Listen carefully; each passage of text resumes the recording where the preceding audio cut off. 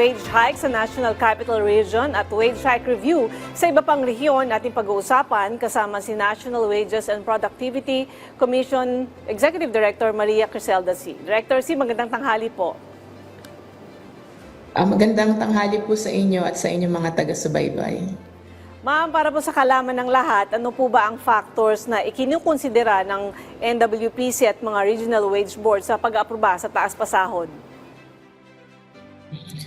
Ayon po sa Republic Act 6727, meron po tayong 10 factors na kinoconsider sa pagtatakda ng minimum wage. At ito po ay, we categorize this into 3 major factors. Ang nauna po dito yung needs of workers and their families. Pangalawa po ay yung capacity of employers to pay. At ang pangatlo po ay yung ating requirement of economic development. Ma'am, nauna na pong iniutos ni Pangulong Ferdinand R. Marcos Jr. ang palagiang pag-review sa regional minimum wage rate. Paano po ito tinutugunan ng inyong ahensya? Salamat, ASEC. Kami po ay tumaliman nung nakaraang taon sa kautusan ng ating Pangulo at nagkagyat na naglabas ng resolution ang NWPC na siyang sinusunod naman ng ating mga RTWPBs, at sa ilalim ng resolution na ito ay kailangang simulan ng ating mga regional boards ang pag-review ng minimum wage 60 days bago pa sumapit yung anniversary date ng kani-kanilang wage orders. At siguraduhin ito ay alinsunod sa nakalatag na schedule doon sa ating omnibus rules on minimum wage determination. Ito po ay patuloy naming ginagawa hanggang ngayon, kaya nga po kung mapapansin ninyo, bago po nag-anniversary itong wage order ng NCR, ay nagsimula na po sila ng minimum wage determination process. Sa July 17 po ang anniversary ng kanilang wage order, at mapapansin ninyo na yung bagong wage order ay magiging efektibo ng July 18, immediately a day after the anniversary date of the NCR wage order po. Ma'am, dito po sa 50 peso wage hike sa National Capital Region, ano po yung magiging hakbang ng NWPC sa mga employer na hindi susunod sa aumento sa sahod?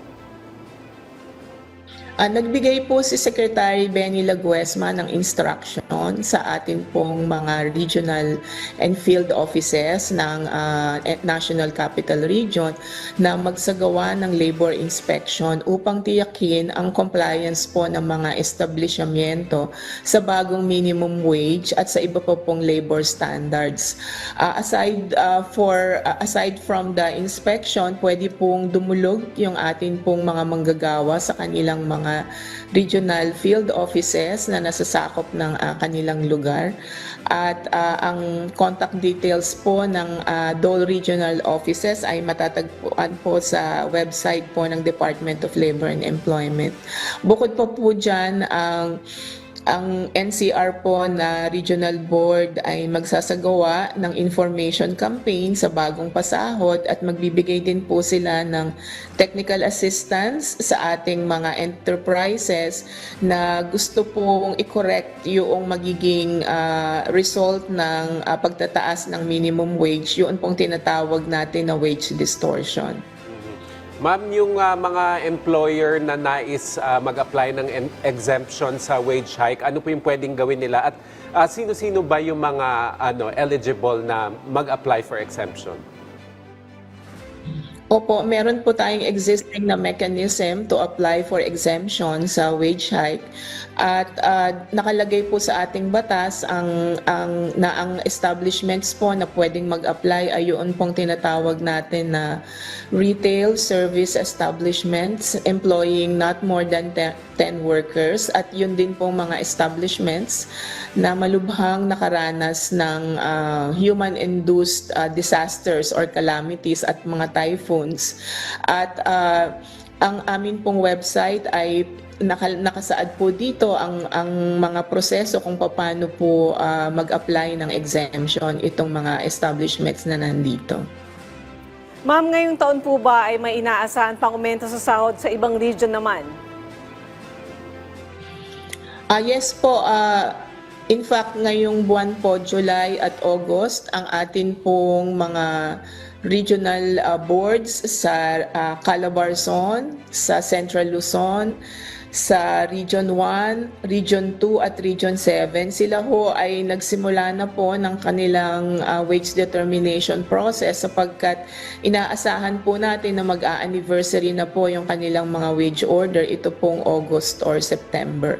Kaya't inaanyayahan ko ho yung ating mga kababayan, lalong-lalo na po yung mga stakeholders natin na meron pong concern sa issue ng minimum wage na mag-participate po sa consultation at sa public hearing na gagawin nitong mga regional offices na ito.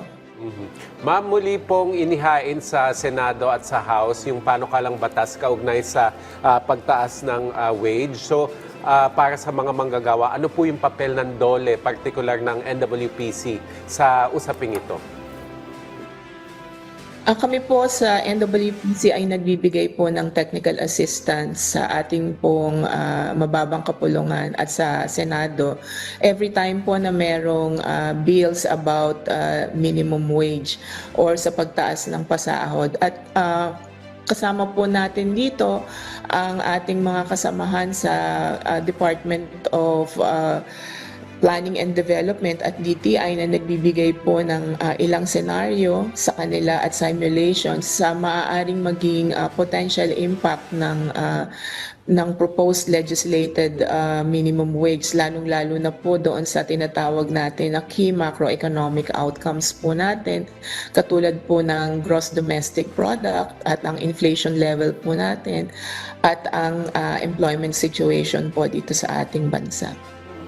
Ma'am, kung sakali pong makapasa sa Kongreso yung mas mataas na minimum wage, paano naman po matitiyak na balanse naman sa empleyado at employer yung magiging desisyon sa usapin na to? Sa ngayon po, hindi pa natin malalaman kung ano yung mga detalye ng mga panukalang batas at kung paano po ito ipapatupad ng department.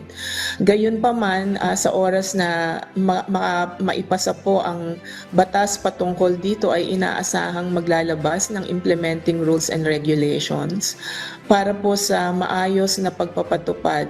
At handa po kami sa Department of Labor and Employment sa pagbabalangkas ng implementing rules na ito at para matiyak po ang balancing decision sa pamamagitan ng or sa pagitan ng interes ng ating mga manggagawa at employer, tayo po ay nagtitiwala sa proseso ng ating lehislatura na magsasagawa po sila ng masusing pagdinig sa lahat po ng panukala. At bahagi po nito ang pagkinig nila sa iba't ibang sektor, lalong-lalo na po sa ating mga ekonomista upang masigurong makatwiran at makatarungan ang magiging batas at ito po ay makakatulong sa pag-unlad ng ating bayan. Ma'am, bilang panghuli po, mensahe na lamang po sa ating mga manggagawa at employer na nakaabang sa mga desisyon ng mga wage board o nakaabang din sa kahihinatnan nitong legislated wage hike na panukala. Ang usapin po sa minimum wage increase ay isang sensitibong bagay na nangangailangan ng masusing pag-aaral batay sa mga konkretong datos, mga makabuluhang ebidensya at umiiral na kalagayang sosyo-ekonomiko sa ating bayan upang masigurong makatarungan po at sustainable ang anumang magiging desisyon para sa mga manggagawa, employer at sa kabuuang kalagayan ng ating economy.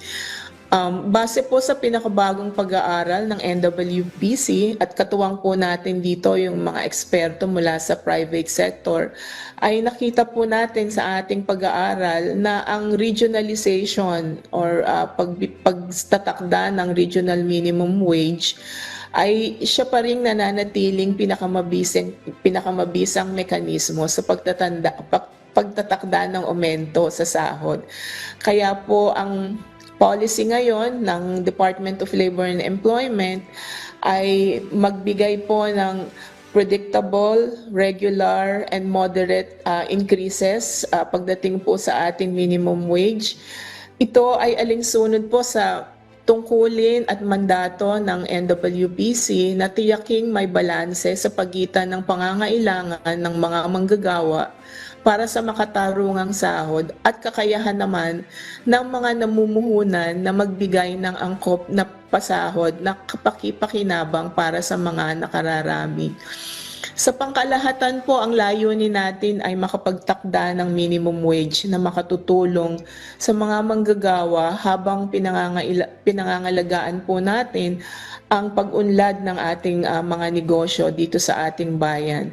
Kaya sa kasalukuyan po, nakasisiguro po tayo na yung ating regional minimum wage setting ay naaayon po sa Wage Fixing Convention ng International Labor Organization at sa practice ng mga bansa na katulad natin na nandito po sa ASEAN region na nagsusulong po sa prinsipyo ng tripartism at social dialogue sa pagitan ng mga sektor. So sa pagtaas po ng minimum wage dito sa National Capital Region, tayo po ay nag-expect sa ating mga enterprises na sila po ay tatalima sa wage order na na-issue ng ating NCR para po ma-ensure na ang ating pong mga manggagawa, lalong-lalo na po yung mga sumasweldo ng minimum wage ay makinabang po dito sa polisiya ng ating pamahalaan. Yun lang po at marami pong salamat sa pagkakataon. Alright, maraming salamat po sa inyong oras. National Wages and Productivity Commission Executive Director Maria Criselda C.